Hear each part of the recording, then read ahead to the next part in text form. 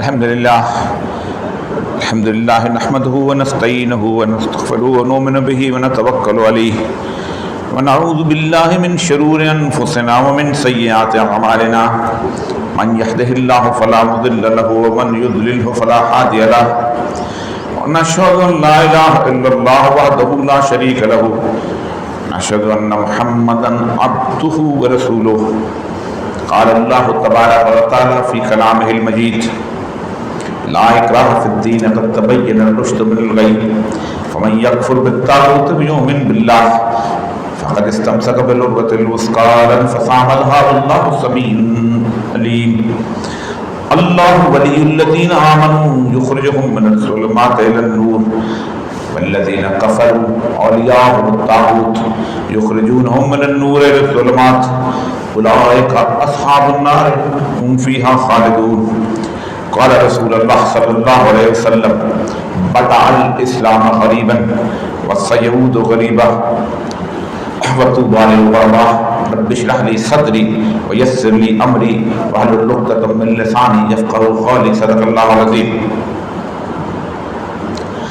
حضرات گرامی، پچھلے کافی جمعوں میں اس بات پر گفتگو کرتے رہے ہیں کہ بحیثیت امت ہم میں کون کون سی ایسی خرابیاں اور بیماریاں آ گئی ہیں جن کو جب تک دور نہ کیا جائے ہم آگے توحید کے راستے پر اور اللہ تبارک و تعالیٰ کے ایمان اور رسول اللہ صلی اللہ علیہ وآلہ وسلم کے بتائے ہوئے اس راستے پر چلنے کے قابل نہیں ہو سکتے. ہماری حالت اس گاڑی کی ہے کہ جانا تو اس منزل کی طرف چاہتی ہے لیکن اس کے پرزے باقی چیزیں خراب ہو چکی ہوئی ہیں. اس کے اندر ایک بہت سارا کام جو ہے وہ مرمت کا، وہ جو مصفی کہتے ہیں نا کہ مصفی ہم تو سمجھتے تھے کہ ہوگا کوئی زخم، تیرے دل میں تو بہت کام رفو کا نکلا. ہمارے ہاں رفو کے بڑے کام ہیں. ہمارے ایمان کی حالت، ہمارے تقوی کی حالت، ہمارے اللہ تبارک و تعالیٰ پر توکل کی حالت خاصی کمزور رہی ہے.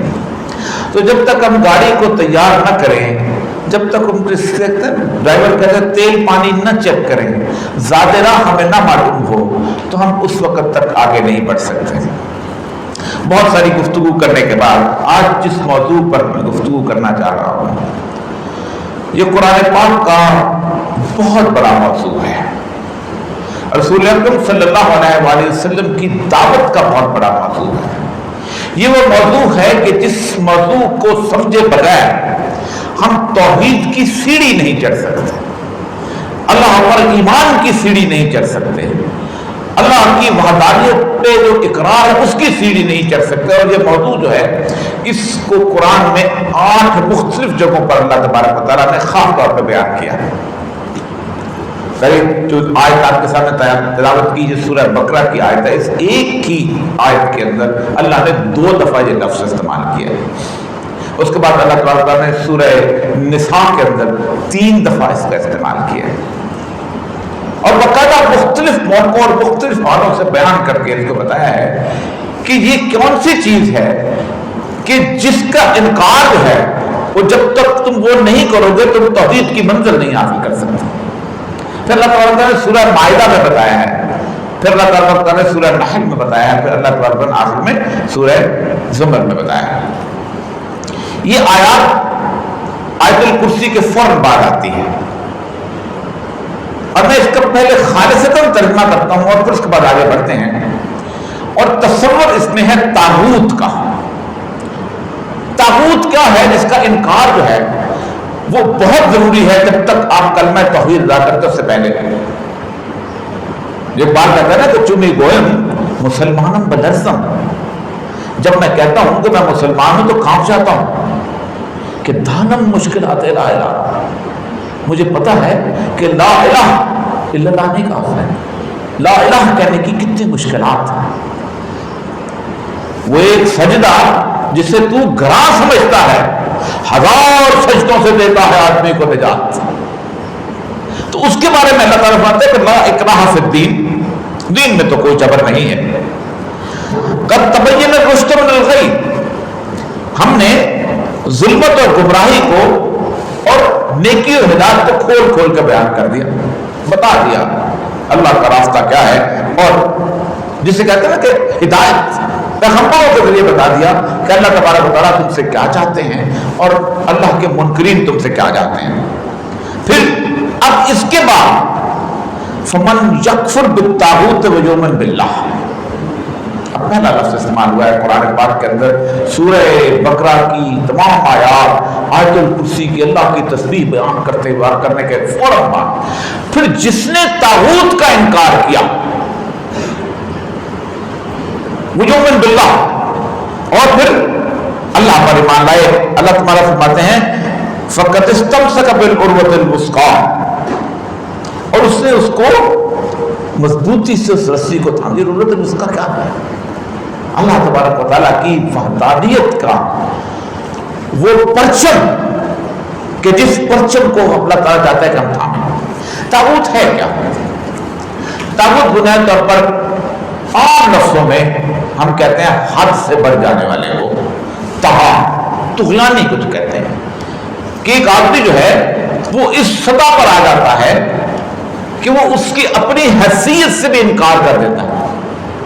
مثلا اللہ تبارک تعالیٰ نے جب شیطان کے بارے میں لفظ استعمال کیا ہے تو متکبر کا لفظ استعمال نہیں کیا، وہ تو اللہ کی ذات ہے۔ بھائی تکبر یہ ہوتا ہے کہ کسی اس بات پر فخر کرنا جو اس کے اندر ہے۔ اللہ کہتا ہے اللہ الخالق البارئ المصور له الاسماء الحسنى، اس کے پہلے جو آیات کا ہے کہ اللہ تعالیٰ کہتا ہے میں متکبر ہوں کیونکہ میری شان ہے کہ میں اس پہ تکبر کروں۔ وہاں کہا ہے استکبار، کہ وہ اس نے انکار کیا اور استکبار کر، استکبار کہتے ہیں آپ کے اندر کوئی چیز نہیں ہے، عطا کرتا چیز کے اوپر نعمتیں اس نے عطا کی، اٹھنا اس نے چلنا پھرنا، اٹھنا بیٹھنا، سانس لینا، زندگی کی ساری چیزیں عطا کی، اور پھر کہا کہ نہیں مجھے تو تم نے آگ سے بنایا، اس کو تم نے مٹی سے بنایا، میں تو افضل ہوں۔ تو استکبار تو بنیادی طور پر طاغوت جو ہے اس استکبار کی علامت ہے کہ جس استکبار کو ہم کہتے ہیں کہ اس آدمی نے اس حدوں کو تجاوز کیا۔ آپ حیران ہوں گے کہ اس سارے کے سارے معاملات کے اندر طاغوت مختلف سٹیجز پہ اللہ تبارک و تعالیٰ کی ذات کا انکار میں آتا ہے۔ ایک تو یہ ہے کہ آپ اللہ تبارک و تعالیٰ کا کھلے کھلا انکار کر دیں کہ آپ کہہ دیں کہ ٹھیک ہے میں مانتا ہی نہیں، جیسے دنیا میں ہزارہ مولدین شامل ہیں۔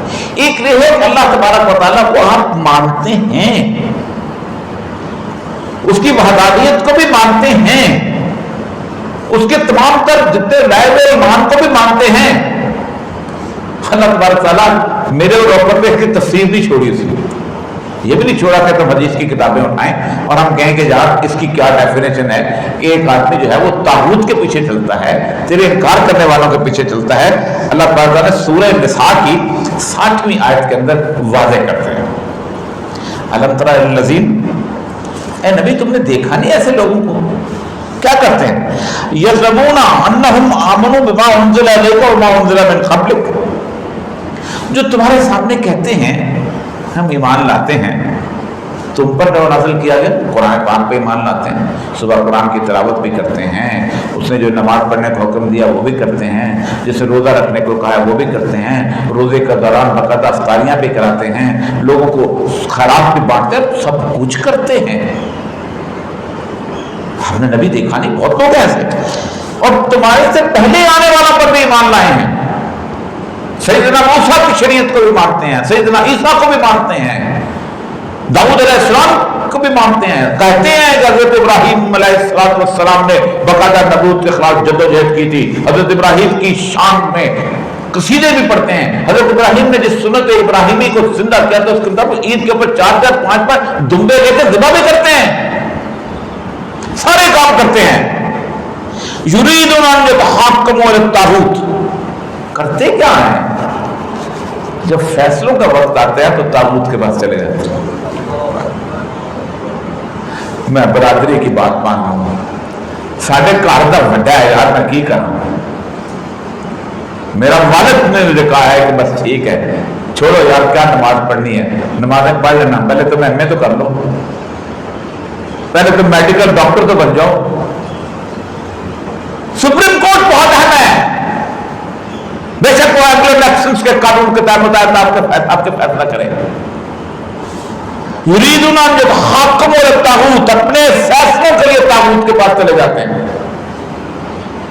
और ना कहते हैं कि जब उस वक्त तक तुम मोमन नहीं हो सकते, हत्ता युहक्किमू का फीमा शजरा बैनहुम, कि जब तक तुम रसूल अकरम सल्लल्लाहु अलैहि वसल्लम को अपने फैसलों में हकम न मान लो, फैसला करने वाला न मान लो। मेरा फैसला अमेरिका करेगा, मेरा फैसला बर्तानिया करेगा, मेरा फैसला फलां करेगा, नहीं। जब क्या कद उमरू अन यकफुरू बिही वो युरीदु शैतान ज़लालम बैना, अल्लाह फरमाता है कि उनको अपने मामलात में फैसला करने के लिए हमने मना किया था, मेरे कुफ्र करोगे अगर तुम ऐसा करोगे। अगर अल्लाह ताला फरमाते हैं कि फिर शैतान जब वो ऐसा करते हैं तो शैतान उनको आहिस्ता आहिस्ता गुमराही की तरफ लेता चला जाता है। अब इसको थोड़ा पुरानी आयत के साथ मिला के पढ़िए। अल्लाह एक रहनुमाई करता है उन लोगों की जो तागूत से इनकार करते हैं। अल्लाह तबारक तआला फरमाते हैं कि फकत इस्तमसक बिल उसका लन फसामा लहा वल्लाहु समीउन अलीम, अल्लाहु वलियुल लज़ीना आमनू, अल्लाह यार है मोमिनों का, अल्लाह वली है मोमिनों का, अल्लाह दोस्त है मोमिनों का। क्या करता है वो? दोस्ती निभाता कैसे है? वो कैसे कहता है कि मैं तुम्हारा दोस्त हूं? युखरिजुहुम मिन ज़ुलुमाति इलन नूर, उनको तारीकियों में से, उनको अंधेरों में से मुस्तकिल रोशनी की तरफ ले जाता रहता है। फेले गुजारे है ये, छोड़ता नहीं तुम्हारा रास्ता, छोड़ता नहीं तुम्हारी बाजू। अल्लाहु वलियुल लज़ीना आमनू, और यार कौन होता है तुम्हारी नजरों में? जो एक साथ चले, आखिर तक साथ चले, मुसीबत में साथ ना छोड़े, परेशानी में साथ ना छोड़े, खुशी में तुम्हारे साथ खुश हो।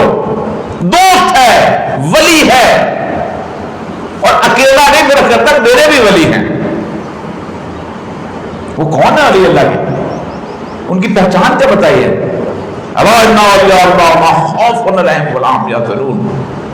ये वो लोग हैं कि जो मेरे दोस्त हैं वो दो काम नहीं करते। उनको आप दो कामों में कभी गिरफ्तार नहीं देखोगे, उनको कभी किसी का खौफ नहीं होगा। फमन यकफुर बित्तागूत, उन्होंने तागूत का इनकार कर दिया होगा, खौफ नहीं। वला हम यादरून, उनसे कोई चीज छिन जाए तो उनको कभी मलाल नहीं होगा, रंज नहीं होगा।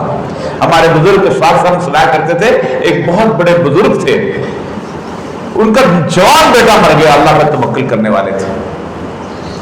तो उनके किसी दोस्त को पता चला, वो दोस्त वहां से चलता चलता वहां पर पहुंचा, और वो दारा होता है गांव में, आप लोग गांव पंजाबी लोग हैं, दारे में बाहर बैठे हुए थे चारपाई में। तो दोस्त को देखा और घोड़ा बांध के नीचे उतरा, बीमारी में इंतकाल कर गया था। तवक्कुल, वलाहुम यहज़नून, उनको कभी मलाल नहीं होता। वो क्या कहते हैं? इन्ना लिल्लाहि व इन्ना इलैहि राजिऊन, ये चीज अल्लाह ने दी थी, हम अल्लाह के दरबार में, अल्लाह ने सेहत दी, जिंदगी, हम अल्लाह की तरफ वापस लौट जाएंगे। वापस लौटे तो मलाल कैसा? तो आया वहां पर, उठ के गए, पता चल गया बेटे का अफसोस करने आया है। कहा मोहम्मद बख्श, वो सारे डॉक्टर आ गए थे, मेरा यार जीत गया।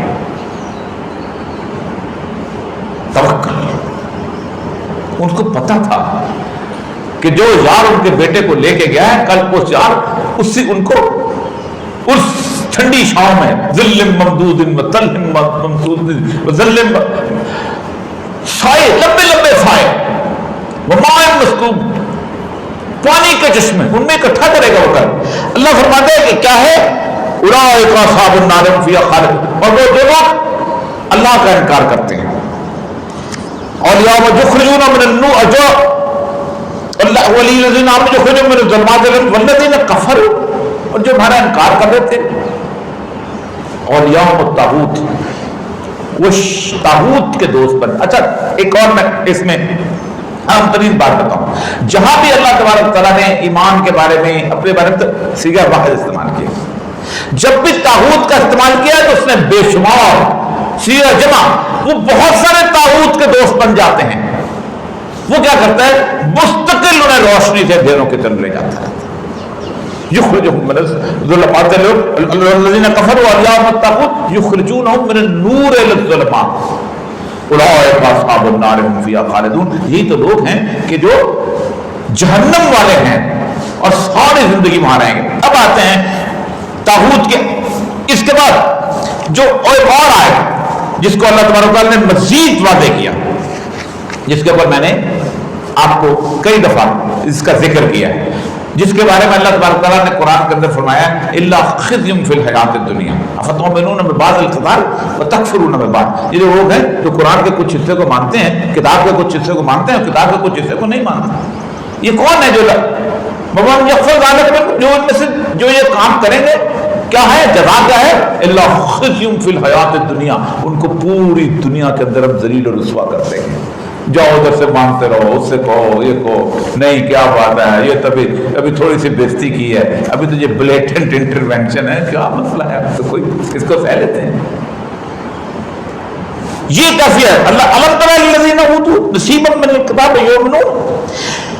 کیا تم نے لوگوں کو نہیں دیکھا جنہیں کتاب کے علم میں سے کچھ حصہ دیا گیا اور ان کا حال کیا ہے؟ بالجبت والطاغوت، کہ وہ طاغوت اور جبت کو مانتے ہیں. اور وَيَقُولُونَ لِلَّذِينَ كَفَرُوا هَؤُلَاءِ، اور کافروں کے متعلق کہتے ہیں کہ ایمان لانے والے تو یہی زیادہ صحیح رہا. اس کے میں شان نزول بتا دوں. اهْدَىٰ مِنَ الَّذِينَ آمَنُوا سَبِيلًا، اس کی شان نزول بتا دوں. یہودی ابو سفیان سے ملنے کے لیے گئے، تو ابو سفیان جو ہے اس کے پاس پہنچ کے تم نے پوچھا کہ ابو سفیان نے ان سے کہ بتاؤ اللہ کے رسول سید الانبیاء صلی اللہ علیہ وآلہ وسلم زیادہ بہتر ہیں دین کے مان میں یا ہم بہتر ہیں؟ اب نفاق تھا، طاغوت کی صورت. تو یہودی علماء جن میں کعب بن اشرف بھی شامل تھا مشہور، جس کے بارے میں آپ نے کسے پڑھیں گے، لمبی بات ہو جائے گی. تو اس نے کہا تم زیادہ بہتر ہو. آج آپ سے کوئی پوچھے کہ اللہ کو ماننے والے زیادہ بہتر ہیں کہ امریکہ کا نظام بہتر ہے، برطانیہ کا نظام بہتر ہے، تو بڑے آرام سے کہیں کہ یار دیکھو کتنا اچھا ہے، ان کو بوڑھوں کی نگہداشت کرتے ہیں، فلاں کرتے ہیں، یہ کرتے ہیں، بے شک کفر کرتے ہیں، بے شک اللہ کا انکار کرتے ہیں.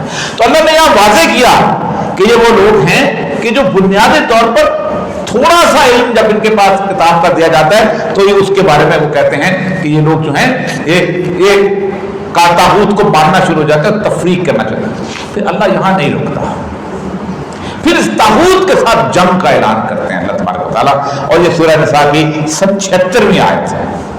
الذین آمنوا یقاتلون فی سبیل اللہ، جو ایمان والے ہیں. یہاں جہاد کا لفظ استعمال نہیں ہوا، قتل کرنے کا لفظ استعمال ہوا، بندوق سے، تلوار سے. یقاتلون فی سبیل اللہ، وہ لوگ ہیں جو اللہ کے لیے قتل کرنے کے لیے نکلتے ہیں. والذین کفروا، اور کافر کون ہے؟ یقاتلون فی سبیل الطاغوت،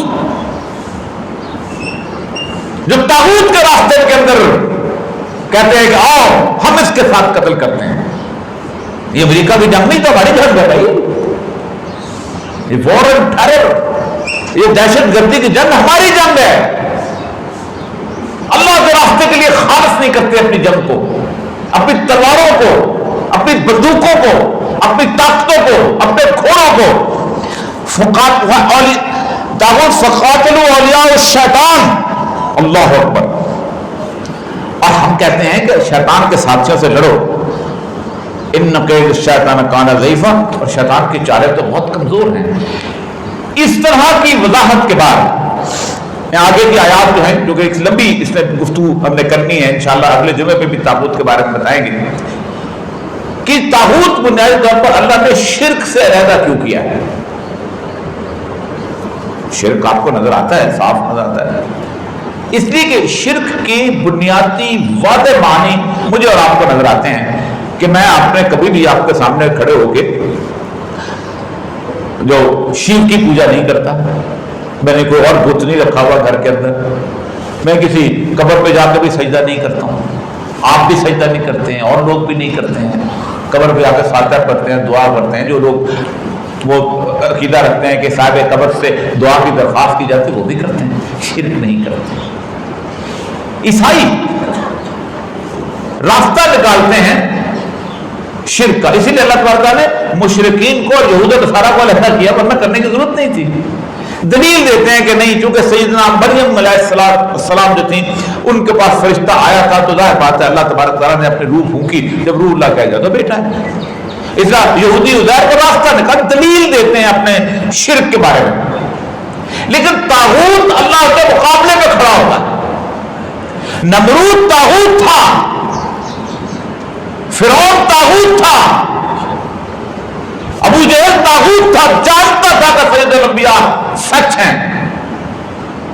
عرب کا ایک شاعر بہت مشہور ان کے پاس چلا گیا، لبید نام ہے، جو لوگ عربی جانتے ہیں. اس طرح کا شاعر تھا کہ یہ شخص طائف کے جب عکاس کا میلہ ہوا تھا تو پورے عرب کے شاعر اس کے سامنے سجدے میں گر گئے تھے کہ اس سے بہتر تو شاعری ہو نہیں سکتی. ابو جہل رسول اللہ اکرم نے کہا تھا، ابو جہل کا نام تھا ابو الحکم، دانائی کا باپ، علم کا باپ. چلا گیا، کہا میں جانا چاہتا ہوں. پتہ چلا ہے کہ ایک شخص جو ہے وہ کہتا ہے میرے پر اللہ تبارک و تعالیٰ سے آیات اترتی ہیں، تو میں جا کے پتہ کر لوں گا. اگر اس نے کچھ بنائی ہوئی ہوں گی، گڑی ہوئی ہوں گی، مجھے پتہ چل جائے گا.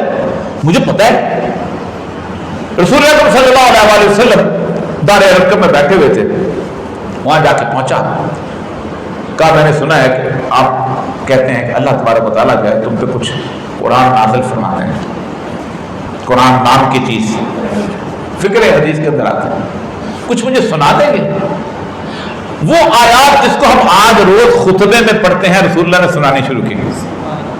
الحمدللہ نحمدہ ونستعینہ ونستغفرہ ونؤمن بہ ونتوکل علیہ ونعوذ باللہ من شرور انفسنا ومن سیئات اعمالنا من یہدہ اللہ فلا مضل له ومن یضلل فلا ہادی له ونشهد ان لا الہ الا اللہ وحدہ لا شریک له ونشهد ان محمدا عبدہ ورسولہ.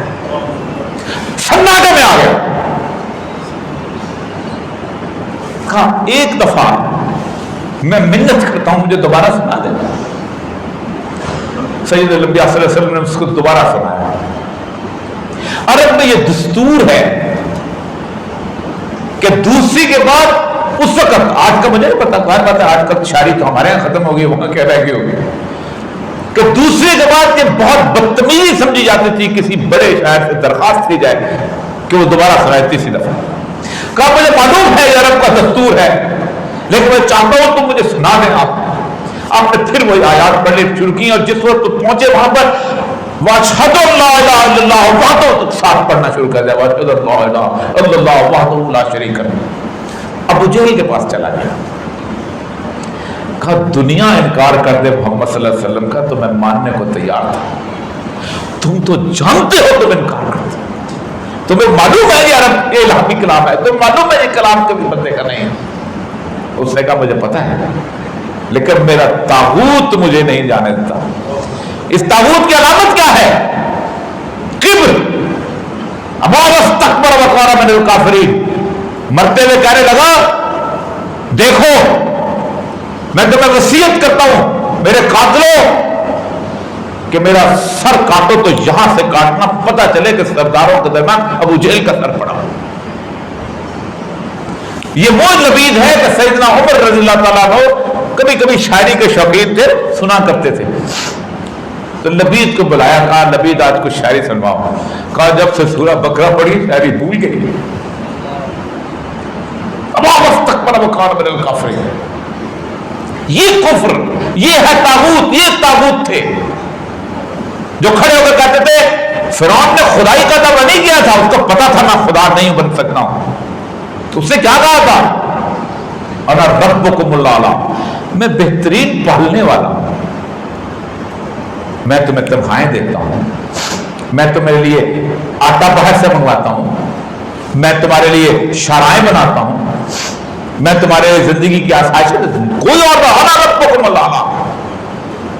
اسی لیے تو کہا کہ سیدنا موسیٰ کے جو مشہور واقعہ ہے، آپ اللہ سے درخواست کی اللہ کا لوگوں کی مدد کرتا ہے مگر کیسے جلدی جلدی عذاب میں ڈالتا ہے. تو طاغوت وہ ہوتا ہے کہ جو کائنات کے اندر اس جگہ واضح کھلا اللہ کے احکامات کا انکار کر رہا ہوتا ہے. ہر سٹیج پہ سب سے پہلے میرا نفس بہت بڑا طاغوت ہے. میں اپنے نفس کی بات مانتا ہوں. میرا نفس مجھے کہتا ہے کہ فلاں قسم کی جو فوش فلم ہے وہ دیکھ لو. میں کہتا ہوں کوئی بات نہیں، بعد میں معافی مانگ لیں گے. جتنا عرصہ میں فلم دیکھتا ہوں میں طاغوت ہوں، میں اس اللہ کے احکام کا انکار کر رہا ہوتا ہوں. میرا نفس کسی گمراہی کی طرف لے کے اللہ کہتا ہے کہ انہوں نے اپنے نفس کو خدا بنا لیا ہے، اللہ کے مقام پہ کھڑا کر دیا ہے. اس کے بعد میرا نفس میری برادری ہے، میرا گھر ہے.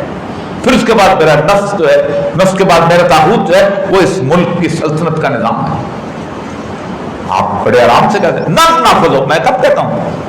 میرا کام نہیں ہے اللہ کا دین نافذ کرنا، اللہ کا دین اللہ نافذ کرتا ہے. میرا کام صرف جد و جہد کرنا ہے. کسی شخص سے نہیں پوچھا جائے گا قیامت کے دن، کسی نبی سے بھی نہیں پوچھا جائے گا کہ تم نے دین کیوں نہیں نافذ کیا. لست علیہم بمسیطر، رسول اللہ صلی اللہ علیہ وسلم کو بتا دیا مت پریشان ہو، ہم نے تمہیں کوئی داروغہ بنا کے نہیں بھیجا، ہم ہدایت دیتے ہیں. جو آیات جو میں نے پڑھی آپ کے سامنے، جو نبی کے سامنے رسول اللہ کا وہ من یضلل فلا ہادی لہ، جس کو ہم گمراہ کرتے پھر دیکھیں ان کو ہدایت کون دیتا ہے. تو بنیادی طور پر میرا کام آواز بلند کرنا ہے، میرا کام خواہش کرنا ہے، میرا کام رات کو رو کے اللہ سے دعا کرنا ہے کہ اس ملک کے اندر اللہ کا دین نافذ کر تاکہ میں بھی زندگی اچھی طرح گزاروں. ہزاروں انبیاء کبھی دین نافذ نہیں کر سکے. جو اگلی آیات جس کے بعد میں آؤں گا اس میں اللہ تبارک تعالیٰ نے جو میں سنا دیتا ہوں اس آیت کو. آپ جو سورہ مائدہ کی آیت، اللہ اکبر، اس میں تو اللہ نے باقاعدہ مثالیں دے دے کے خاص طور پہ کہا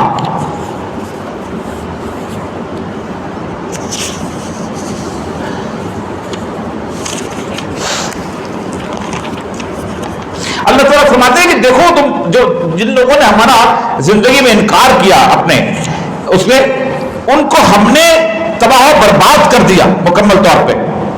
وَلَقَدْ بَعَثْنَا فِي كُلِّ أُمَّةٍ رَسُولًا أَنِ اعْبُدُوا اللَّهَ وَاجْتَنِبُوا الطَّاغُوتَ. ہم نے تمام رسولوں کو بھیجا تاکہ بتاؤ کہ اللہ کی عبادت کرو، اللہ کی بندگی کرو. وَاجْتَنِبُوا الطَّاغُوتَ، اور طاغوت سے اجتناب کرو. آج عبادت کا جہاں تک تعلق ہے، ہمارے ہاں عبادت کا ایک تصور یہ لے لیا گیا ہے کہ نماز پڑھنا، روزہ رکھنا، حج کرنا، زکات دینا یہ عبادت ہے، یہ عبادت کا حصہ ہے. اللہ فرماتے ہیں وَمَا خَلَقْتُ الْجِنَّ وَالْإِنسَ إِلَّا لِيَعْبُدُونِ. ہم نے پیدا کیا ہے جنوں اور انسانوں کو اس لیے کہ وہ صرف اور صرف عبادت کریں. عبادت کہاں سے نکلا ہے لفظ؟ عبادت نکلا عبد سے، بندگی سے، غلامی سے. میں مالک کی غلامی اختیار کرتا ہوں، وہ مجھے کہتا ہے 5 وقت نماز پڑھو اور اس کے ساتھ ساتھ فلاں مسکین کو کھانا کھلاؤ، فلاں روزہ رکھو، اس کے ساتھ ساتھ فلاں جا کے اللہ کے فلاں احکامات کو نافذ کرو. میں حاکم ہوں، میں ملک کا سربراہ بن چکا ہوں، مجھے اللہ تعالیٰ کہتا ہے نماز پڑھو، روزہ رکھو، حج کرو، اور ساتھ اپنے زیر دست جتنی بھی خواتین ہیں ان کو حجاب کرنے کا حکم دو.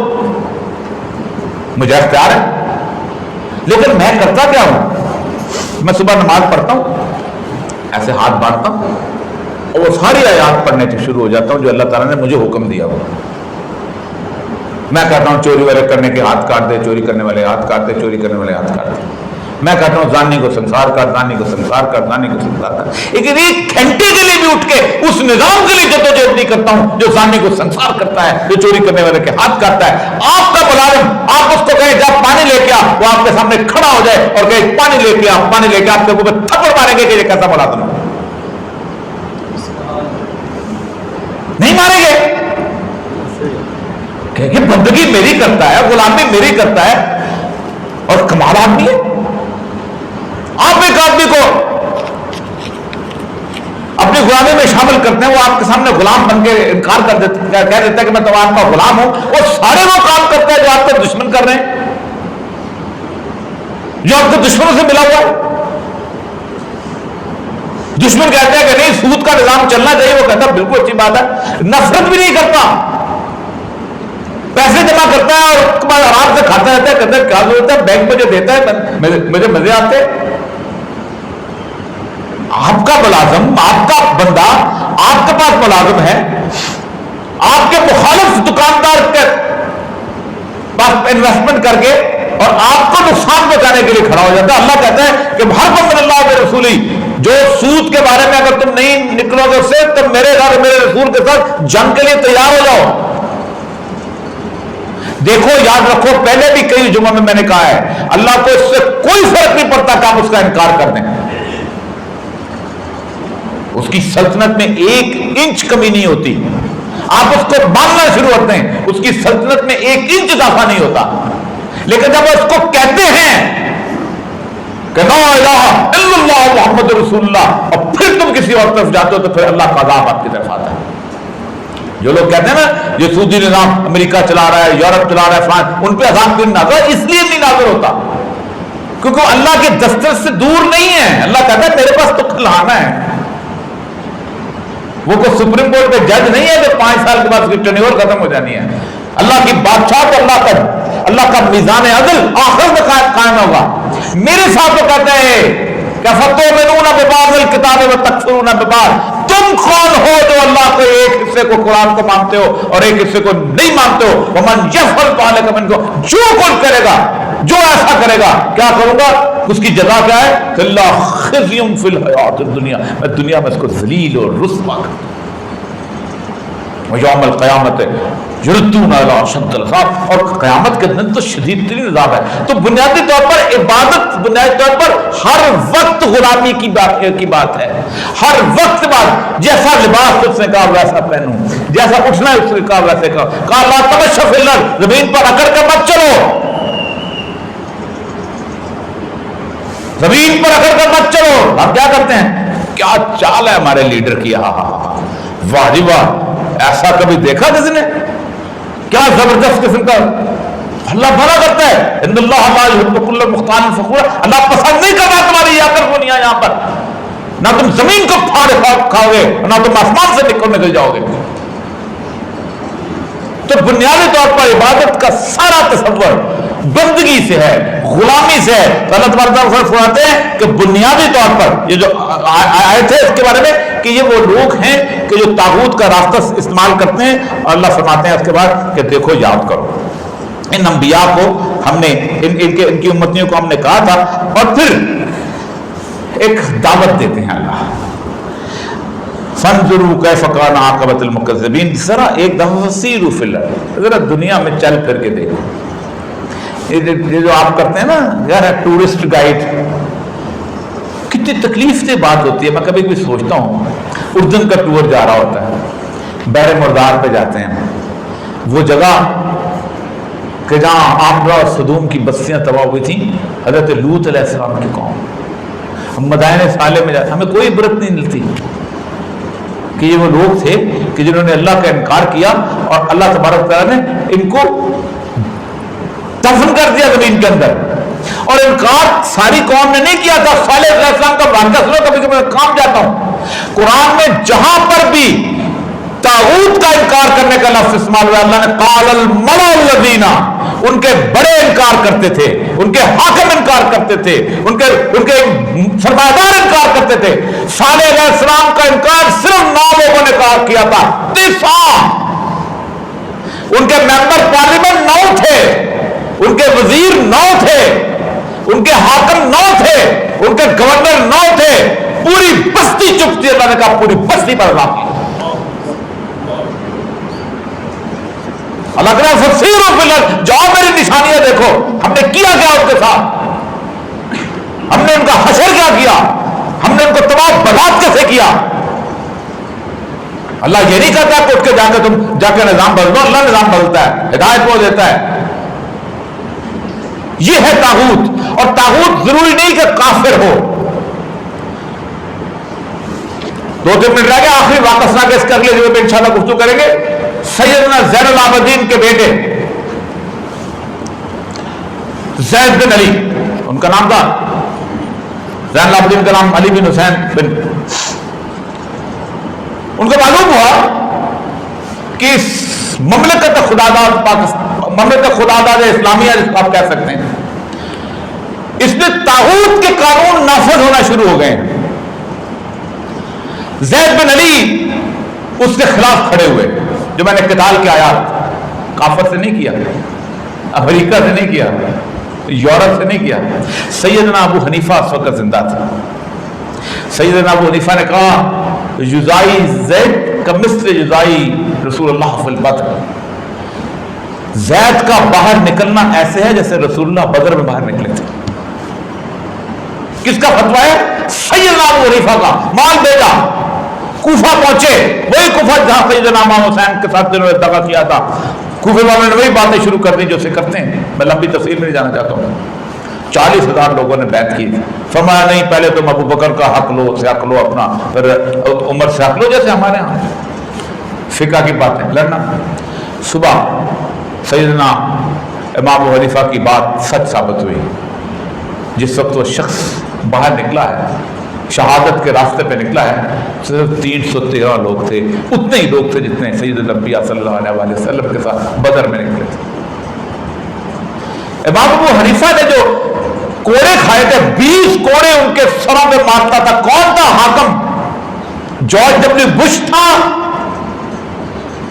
کون تھا؟ مسلمان تھا، عباسی خلیفہ تھا.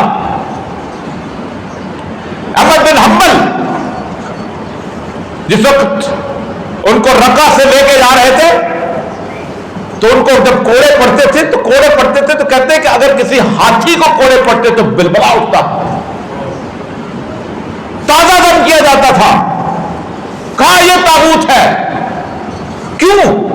ہم نے تمہیں حکم دیا ہے کہ تم اپنے فیصلے اللہ اس کے رسول کے مطابق، اس کے احکامات کے مطابق، تم طاغوت سے فیصلے کراتے ہو. کیا ضرورت تھی؟ اور ہمیشہ دعا کیا کرتے تھے. اس بات پہ ختم کرتا ہوں، کیونکہ اگر خدا نہ خواستہ یہ کیفیت ہماری والی ہو گئی نا قیامت کے دن، تو ہماری بچت کوئی نہیں. ایک شخص کے بارے میں دعا کرتے تھے، اس کا نام تھا ابن الحسین. بیٹے نے پوچھا احمد بن حنبل کے دعا کیوں کرتے ہو ان کے بارے میں؟ فرمایا یہ بہت بڑا ڈاکو اور چور تھا، میں گرفتار کر کے لے جایا جا رہا تھا، زنجیروں میں جکڑا ہوا تھا. کہا روکو اس شخص کی سواری، اتارو اس کو نیچے. اتارا. کہا مجھے جانتے ہو؟ فرمایا نہیں میں نہیں جانتا ہوں، میں ابن الحسین ہوں، میں اس بغداد کا بہت بڑا چور اور ڈاکو ہوں. اپنی قمیض اٹھا دی. کہا اس میں سے کوئی ایک جگہ بتاؤ جہاں تمہیں کوڑوں کے نشان نظر نہ آتے ہو. کوئی جگہ خالی نہیں تھی. فرمایا مجھے اتنا مارا گیا، اتنا تشدد کیا گیا، لیکن میں کوڑوں سے باز نہیں آیا، اپنی اسے چوری سے باز نہیں آیا، اپنے ڈاکے سے باز. احمد بن حنبل قیامت کے دن اللہ تم سے یہ سوال نہ کرے کہ تم میں ابن حزین اتنی جرأت نہیں تھی، تم میں اتنی استقامت نہیں تھی، تم میں اتنا حوصلہ نہیں تھا. فرمایا جب مجھے کوڑا پڑتا تھا مجھے ابن حزین کی بات یاد آتی تھی.